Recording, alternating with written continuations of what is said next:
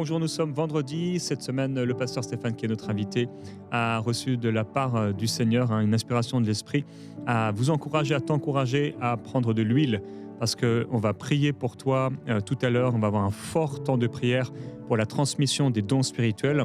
En effet, les dons spirituels se transmettent. C'est une grâce du Seigneur d'avoir quelqu'un parfois qui peut couler dans ses dons, prier pour nous et par la prière, on reçoit ces dons et c'est parfois étonnant comment on va même manifester exactement la même forme, le même style de la manière d'opérer ces dons. C'est très très intéressant.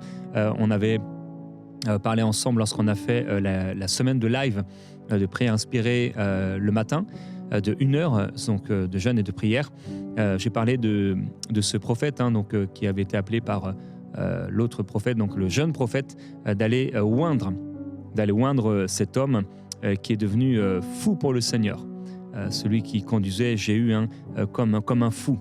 Et de la même manière que ce jeune prophète est allé, il a prié pour lui, il est parti en courant. Et de la même manière, on voit que Jéhu, lui aussi, va devenir un peu fou comme lui. Il a une manière de conduire qui est complètement folle, un même zèle. Et c'est comme si, même avec Élisée, on pourrait parler d'Élie d'Élisée, ou même du Seigneur Jésus, de la manière dont les disciples ont opéré par la suite, les apôtres ont opéré par la suite, il y avait des similitudes, on les reconnaissait, il y avait une manière de faire. Et bien, quand tu vas recevoir ces dons tout à l'heure, il y a quelque chose, une grâce du Seigneur, je le crois, qui va descendre sur toi. Alors le vendredi, d'habitude, on est en prière pendant toute l'émission, mais comme mardi, le Seigneur nous a conduits à prier pendant toute l'émission, tout le temps que nous avons eu ensemble, j'ai trouvé important de continuer, bien sûr, de partager ensemble sur ces dons du Saint-Esprit. Et on va parler aujourd'hui des dons de puissance. On ne peut pas passer à côté quand même des dons de puissance. Il nous faut marcher dans ces dons de puissance. On va en voir 3 aujourd'hui avec le pasteur Stéphane. Et on commence donc avec la pensée du jour qui normalement est faite le jeudi, la déclaration d'un personnage biblique. Et c'est aujourd'hui l'apôtre Paul. Alléluia, on va parler ensemble de marcher dans la puissance de Dieu, puisque la thématique de ce dernier jour, vendredi, c'est les dons de puissance. Et Paul dira dans 1 Corinthiens 2,4 « Et ma parole et ma prédication ne reposaient pas sur les discours persuasifs de la sagesse, mais sur une démonstration de puissance et d'esprit. » Et Marie, tu pourrais lire la citation du jour dans 1 Corinthiens 2 au verset 2, s'il te plaît. Car je n'ai pas eu la pensée de savoir parmi vous autre chose que Jésus-Christ et Jésus-Christ crucifié. Alléluia. L'apôtre Paul nous donne la clé. Voilà pourquoi c'était un homme de puissance. Voilà pourquoi lorsqu'il prêchait, sa prédication ne reposait pas sur des discours persuasifs de la sagesse, mais sur une démonstration d'esprit et de puissance, parce qu'il prêchait Christ et Christ crucifié. Et le message de la croix est le message central de l'évangile qui va libérer la puissance de Dieu. Et s'il y a des serviteurs de Dieu qui nous regardent, prêchez Jésus-Christ crucifié. Ne prêchez pas des philosophies, ne prêchez pas du coaching, ne prêchez pas des choses qui sont là juste pour améliorer la vie des gens dans le naturel. Prêchez la croix et de toute manière, en prêchant la croix, la vie des gens dans le naturel sera améliorée parce que la puissance de Dieu vient du message de la croix. Alléluia. Et je crois que l'apôtre Paul, une des clés dans sa vie, c'était aussi les dons spirituels et les dons de puissance. Dans Acte 19, par exemple, il est dit qu'à Éphèse, on touchait les linges que Paul avait touchés, les malades étaient guéris, les démons sortaient en criant. L'apôtre Paul était un homme de puissance, pas juste de philosophie, pas juste un vain discoureur, pas juste quelqu'un qui était un moralisateur, mais quelqu'un qui avait un véritable ministère de puissance. Et je vous pose la question aujourd'hui dans l'Église, où sont les ministères de puissance? Où sont les ministères de puissance?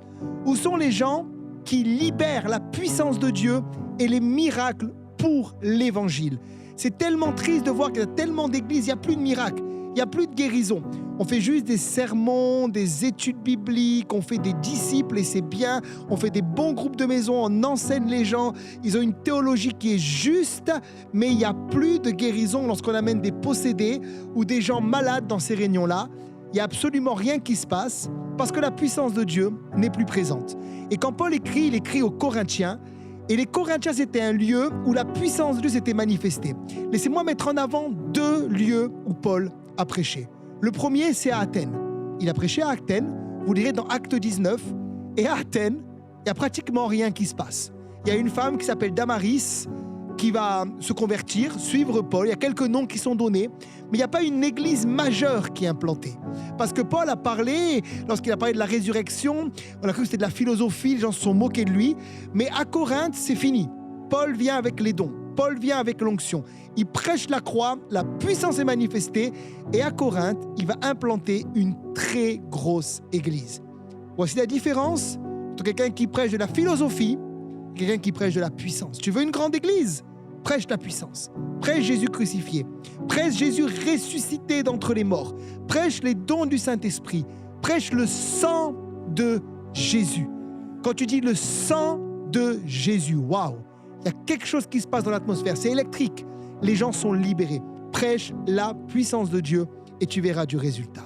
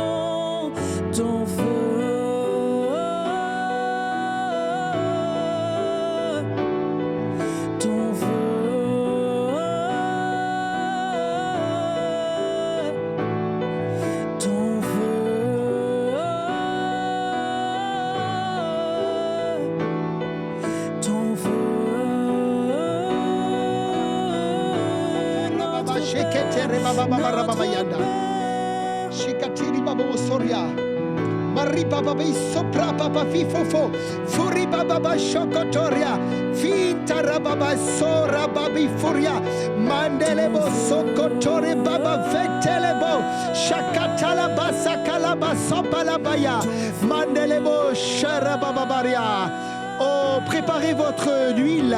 Après l'enseignement, on va prier. On va prier pour vous et la puissance de Dieu va vous traverser. Alléluia. Alléluia.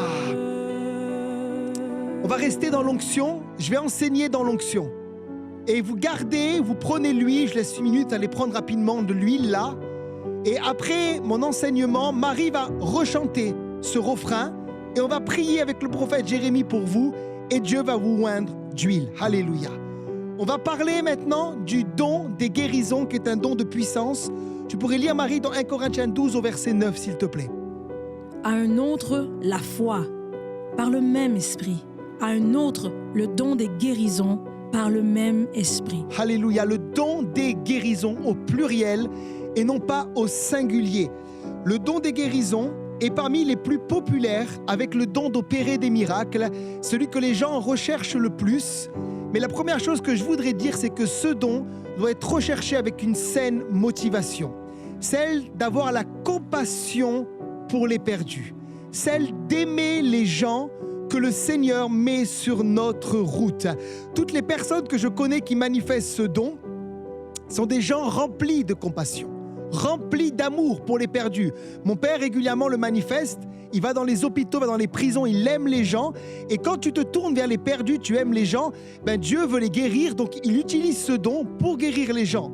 Il est dit souvent dans Matthieu 20, verset 34, que Jésus était ému de compassion, il toucha les yeux de l'aveugle et aussitôt il recouvra la vue.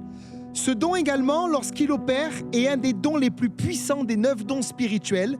Voilà pourquoi les dons de guérison, quand ils sont en opération, peuvent être accompagnés de ce qu'on appelle le surnaturel divin, des gens qui tombent, des gens qui sont visités, des gens qui sautent, des gens qui des fois sont étalés sur le sol parce que c'est pas systématique, mais quand ces dons-là sont libérés, il y a une puissance qui est libérée.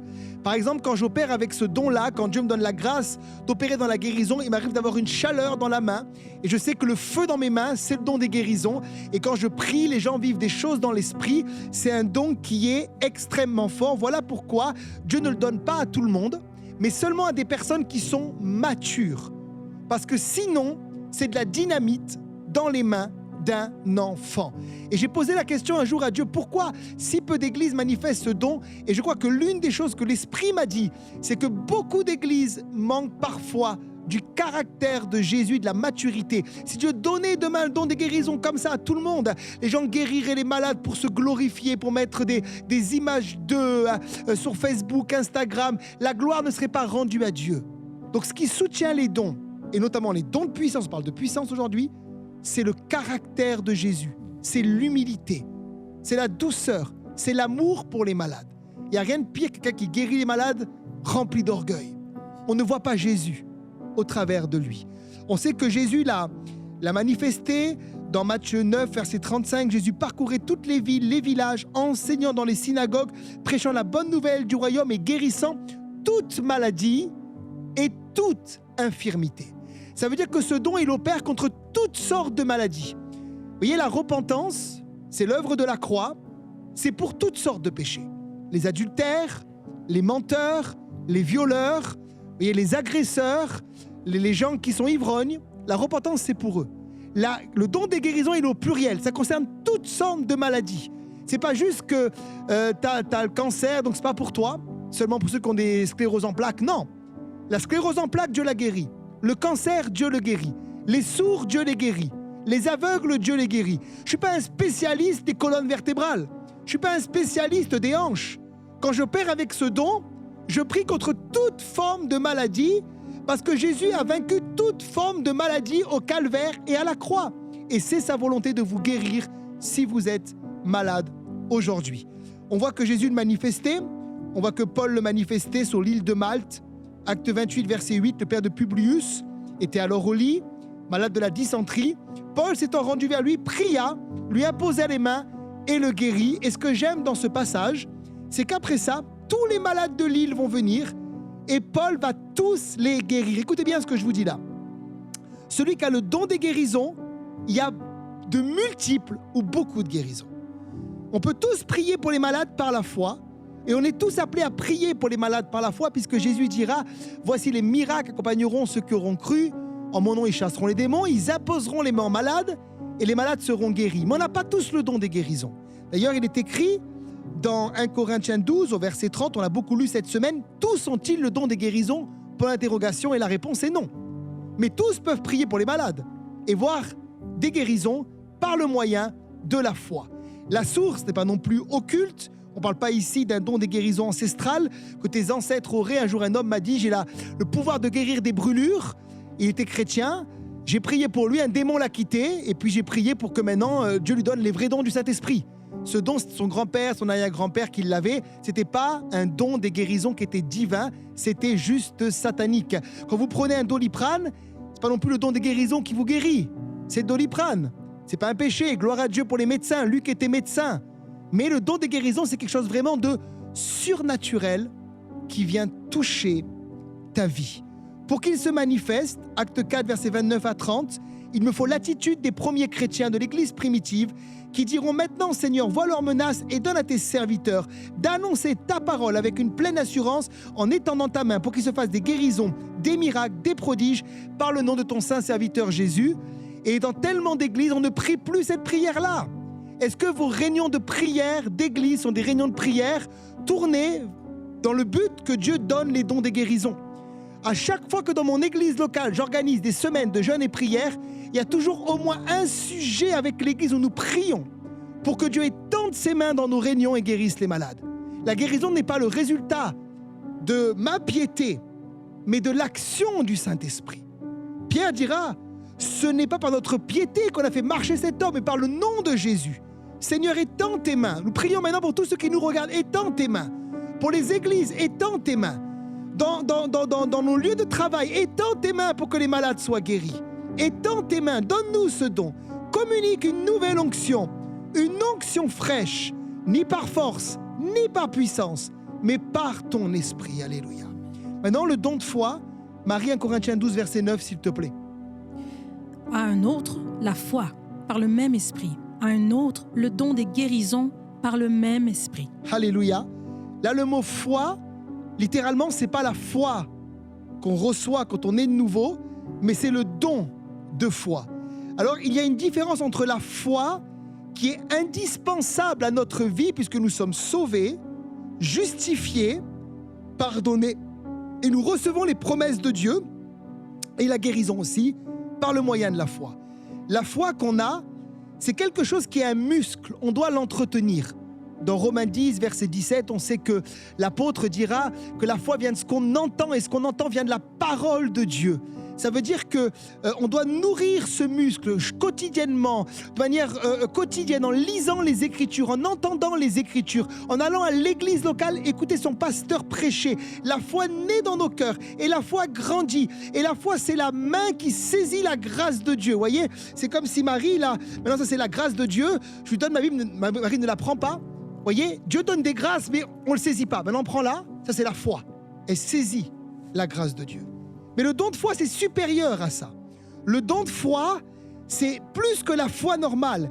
C'est quelque chose qui est donné pour une mission particulière et ça rend l'impossible possible. Comme ressusciter un mort, lever un paralytique, il te faut le don de foi.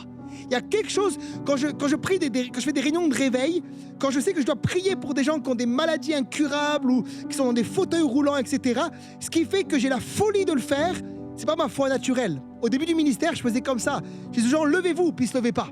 Et puis j'ai compris qu'il me manquait quelque chose. Il me manquait les dons spirituels. Et quand j'ai compris le don de foi, j'ai jamais dit à quelqu'un de se lever si le don de foi n'est pas sur moi. C'est quand je suis full power dans l'onction, que là je sens, ça vient sur moi, c'est maintenant. Et là quand j'ordonne, la chose vient. Ça, c'est le don de foi. Moïse l'a manifesté pour ouvrir la mer Rouge. Noé l'a manifesté en construisant l'arche. Daniel l'a manifesté dans la fosse aux lions. Jésus l'a manifesté lorsqu'il a calmé le vent et la tempête. Dire à la tempête, silence, tais-toi, et le vent cessa. Il faut le don de foi. Je ne parle pas de la tempête comme ça, vous voyez. Le don de foi est extrêmement important. Quand il opère, il se passe souvent des choses extraordinaires. Et chez moi, ça vient d'un coup. C'est là. Le don de foi est là. C'est comme si l'atmosphère change dans la salle. Je sais que les miracles ont lieu. Et je sais que c'est maintenant, tout de suite. Il faut que je prie pour les gens. Parce que le don, si d'un coup il ne se manifeste plus, c'est ma foi normale et c'est plus difficile. Mais quand c'est le don de foi, c'est maintenant, tout de suite. Là, je sais, le miracle va avoir lieu. Le miracle. Et je prie pour ceux qui nous regardent, qu'il y ait des miracles créateurs qui viennent sur vous maintenant. Que des organes soient recréés. Que des problèmes soient résolus. Que des problèmes de peau soient guéris. Que des sourds soient guéris. Que des gens qui sont là dans des fauteuils roulants soient guéris. Au nom de Jésus, recevez, que le don de foi soit libéré, recevez la puissance de Dieu, alléluia. Maintenant, le don d'opérer des miracles, Marie, 1 Corinthiens 12 au verset 10. À un autre, le don d'opérer des miracles. À un autre, la prophétie. À un autre, le discernement des esprits. À un autre, la diversité des langues. À un autre, l'interprétation des langues. Alors là, on parle de miracles. Et aujourd'hui, quand on parle de miracles, on paraît suspect. On paraît bizarre, rationnel. Les gens religieux ne veulent plus entendre parler du miracle. Sauf que si tu enlèves les miracles de la Bible, il ne reste plus grand-chose, Ancien comme Nouveau Testament. La Bible est un livre de miracles. Le surnaturel a accompagné le peuple d'Israël. Voilà pourquoi ce peuple n'était pas un peuple comme les autres. Ce n'était pas des Phéniciens, ni des Égyptiens, ni des Grecs, ni des Gaulois. C'était le peuple de Dieu avec un Dieu puissant au milieu d'eux qui se manifestait par des miracles. Le ministère de Jésus est un ministère rempli de miracles. Paul a fait des miracles. Le miracle, c'est biblique. C'est quoi le miracle? Une définition. C'est la manifestation du pouvoir surnaturel de Dieu. Dieu n'est pas prisonnier des lois qu'il a données à l'univers. Dieu peut intervenir directement et suspendre ses lois pour accomplir son dessein. Maintenant, les miracles ne sont pas donnés pour faire des miracles. Vous voyez, Jésus, il avait le don d'opérer des miracles. Il n'est pas tous les jours devant les cimetières pour s'amuser et dire aux morts, réveillez-vous. Non, le don est donné pour un but, pour une mission. Et j'en parlerai dans quelques instants. Il y a 3 mots grecs pour miracle dans le Nouveau Testament. Il y a téras, c'est un prodige, une merveille, une chose étonnante. De Corinthiens 12, verset 12. Les preuves de mon apostolat ont éclaté au milieu de vous par une patience à toute épreuve, par des signes, des prodiges, téras et des miracles. Donc une chose merveilleuse. Quand ça se manifeste, c'est merveilleux, c'est étonnant. C'est la gloire de Dieu. Tu as envie d'applaudir, de crier quand quelqu'un se lève d'un fauteuil roulant. C'est glorieux. Dunamis ensuite. Puissance, miracle, capacité, force et pouvoir. Dans 1 Corinthiens 12, verset 29, tous sont-ils apôtres, sont-ils prophètes? Tous ont dit le don des miracles. C'est le mot grec dunamis. Et ce mot a donné dynamite, qui est un explosif puissant et extrême. On s'en sert pour déplacer des grands rochers, des galeries, démolir de vieux bâtiments ou creuser encore des galeries. Ça veut dire que parfois, tu es dans une situation, c'est trop compliqué, il te faut un miracle. Il te faut un miracle. Il faut que ça, poum, que ça explose. Et le don d'opérer des miracles est donné pour ça. Et enfin, séméion, dernier mot, un signe, une marque, un indice, un témoignage. Et ça a pour but d'authentifier le message de l'évangile. 1 Corinthiens 14, verset 22, par exemple, par conséquent, les langues sont un signe, séméion, non pour les croyants, mais pour les non-croyants. Et c'est vrai que les miracles permettent aux gens de venir à Jésus. Mon Père est venu par un miracle. Voilà pourquoi il nous faut des miracles pour que les gens rencontrent le Christ encore aujourd'hui dans les églises. Je termine en disant juste une dernière chose. Ils sont donnés pour confirmer la parole, pourvoir aux besoins des enfants de Dieu, délivrer son peuple comme en Égypte et faire éclater sa gloire comme à Cana. Ça, c'était pour les miracles. Alors maintenant, on va prier pour vous et on va s'attendre à l'action du Saint-Esprit. Alléluia. Juste, Marie, juste 30 secondes, 1 minute. Ton feu, ton feu, ton feu. Alléluia, ton feu, ton feu, ton feu.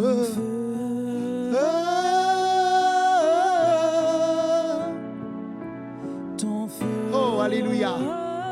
Full power. Full power. Full power. Full power. Oh, chalendele maietelebo. Oh, je sens la puissance qui est là. Il y a de la puissance. Il y a de la puissance. Il y a de la puissance. Il y a de la puissance. Oh, il y a de la puissance. Il y a de la puissance. Manderebo raba shakatalaya. Mandele boboso.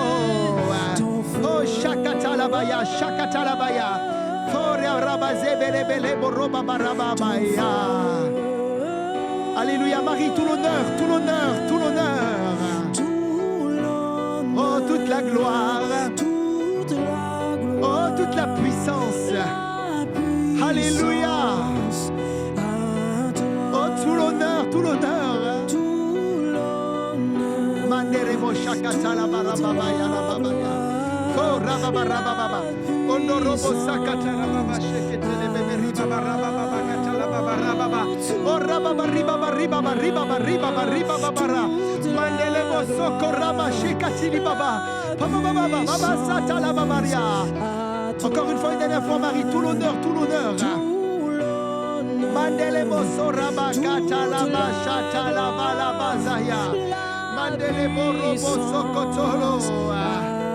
Dernière fois, Marie, tout l'honneur, tout l'honneur. Tout l'honneur, tout l'honneur à Jésus, toute la gloire, la bague. Alléluia. Alléluia. Pendant que Gordon, tu joues, on va passer au temps de la partition d'onction. Alors prenez de l'huile avec vous maintenant. Et moi et mon ami le prophète Jérémie, sur qui le ministère des dons spirituel coule à flot. On va tous les deux prier et libérer sur toi la grâce qui est sur nous. Et ça va te traverser, tu vas sentir certains des frissons, d'autres quelque chose de très fort rentrer en toi. La puissance va se manifester. Prenez de l'huile maintenant. Prenez, parlez en langue et prenez de l'huile là. Prenez maintenant, prenez.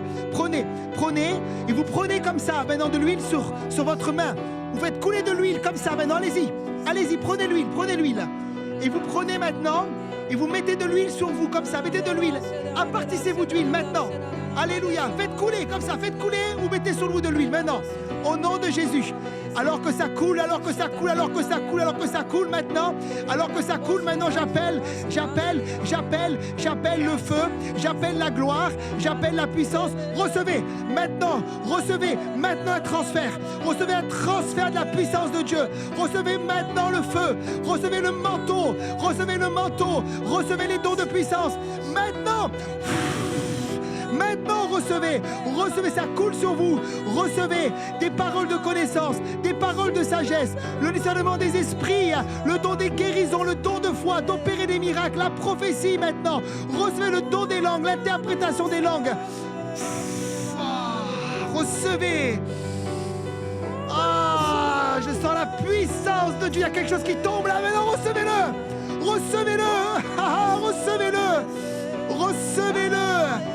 Recevez-le, c'est là. Attrapez-le.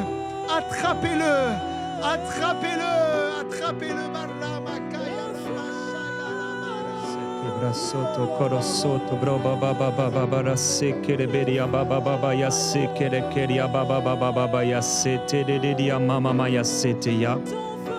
Alléluia, alléluia, alléluia. La gloire du Seigneur est là. Alléluia. Merveilleux Jésus-Christ. Alléluia. Lorsque le pasteur Stéphane a parlé d'oindre l'huile, j'avais à cœur de faire quelque chose. Le Seigneur m'a beaucoup utilisé pour m'identifier à vous dans la prière. Souvent, j'ai porté dans mes prières votre situation. J'aimerais, Stéphane, que tu puisses, en priant pour nos frères et nos sœurs, moindre d'huile pour les dons spirituels, pour ma propre vie, mais également comme m'identifiant à nos frères, à nos sœurs qui sont en train de regarder. Alors que le pasteur Stéphane va prier, pour moi, c'est pour toi qu'il prie. Et tu vas recevoir de la part du Seigneur une grâce et les dons. Alléluia.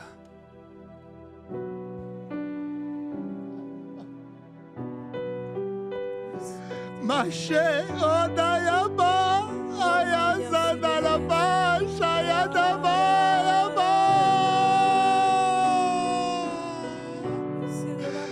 Seigneur, ton berger, ton prophète, ton serviteur est comme un porte-parole pour toute cette francophonie.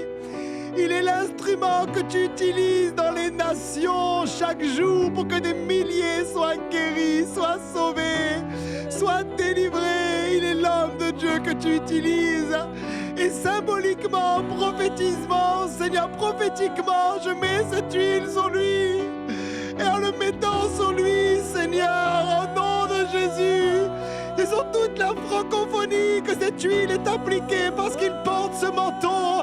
Seigneur, que l'huile coule à flot, que l'huile coule à flot, que l'huile coule à flot, que l'huile coule à flot, que l'huile coule à flot, que l'huile coule à flot, que l'huile coule à flot, que l'huile coule à flot. Au nom de Jésus, en le oignant d'huile, lui, c'est toute la francophonie entière qui reçoit, Seigneur.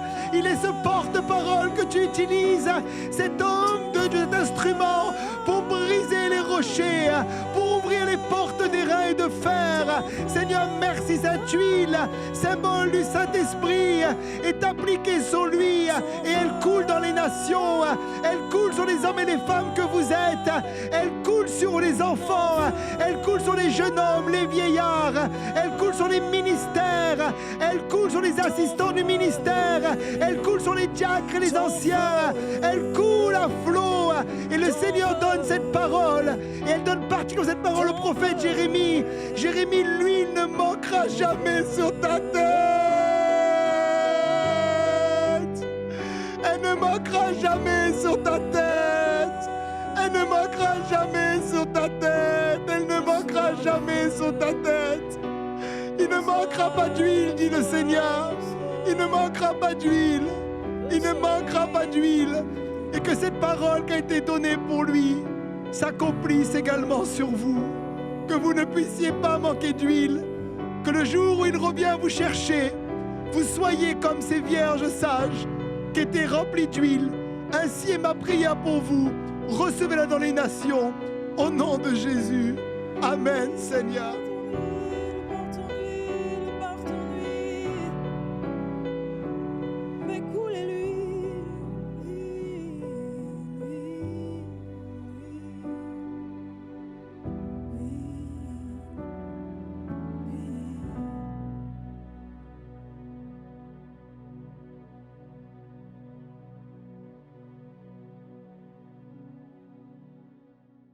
Bonjour, je m'appelle Mélina, je suis de Seine-Maritime et je rends un témoignage à la gloire de Dieu et à lui seul. Je suis mariée depuis 27 ans et j'ai vécu un ménage à 3. Il y avait donc mon mari, la télé et moi-même. Et pendant 27 ans de mariage, j'ai voulu changer mon mari pour expulser cette idole qui a tout rongé dans notre vie de couple. Et jusqu'au jour où Dieu m'a demandé d'honorer mon mari et de le respecter dans ses choix. Et c'est ce que j'ai fait. Et au mois de mai dernier, la femme de notre pasteur a invité mon mari à regarder les émissions de MCI. Et il a regardé donc une émission avec Audrey Mac sur la télévision et prière inspirée sur comment vaincre un péché dans nos vies. Et notre vie a terriblement changé en bien. Il y a eu un miracle que je ne croyais pas possible. Mon mari a été instantanément délivré de la télé et maintenant nous prions ensemble, nous levons de bonne heure le matin pour pouvoir prier, pour pouvoir dialoguer et ma vie de femme a vraiment changé parce que maintenant j'ai de l'importance aux yeux de mon mari. Il prie pour moi à haute voix, il m'appelle sa bien-aimée, chose qui n'était jamais arrivée.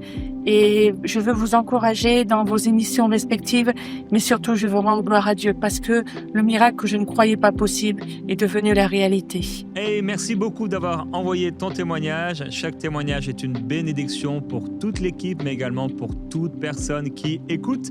Alors si toi aussi tu as été touché dans une émission Prière Inspirée, tu peux aller sur emcitv.com/je témoigne et partager en vidéo avec nous ce que le Seigneur a fait dans ta vie. Je veux aussi t'encourager à pouvoir offrir au Seigneur. Dans toute la parole de Dieu, Dieu nous montre que dans une situation qui touche le cœur de Dieu, lorsque nous sommes nous-mêmes touchés par ce qui touche le cœur de Dieu et que nous devenons participants à son œuvre, Dieu nous bénit. Alors j'ai la conviction que lorsque tu bénis l'œuvre du Seigneur EMCI, le Seigneur te bénira. Alors je voudrais t'encourager aujourd'hui à pouvoir faire un don, à pouvoir devenir partenaire même mensuel avec EMCI en allant sur emcitv.com/don. Je crois que le Seigneur te bénira alors que tu prends à cœur ce qui compte pour le cœur de Dieu. Que le Seigneur te bénisse et que la gloire de Jésus-Christ soit sur toi. Merci et on se retrouve dans Prière Inspirée. Dès maintenant, rejoignez la famille des partenaires qui donnent pour voir des vies transformées partout dans la francophonie. Pour faire votre don, rendez-vous sur emcitv.com/don.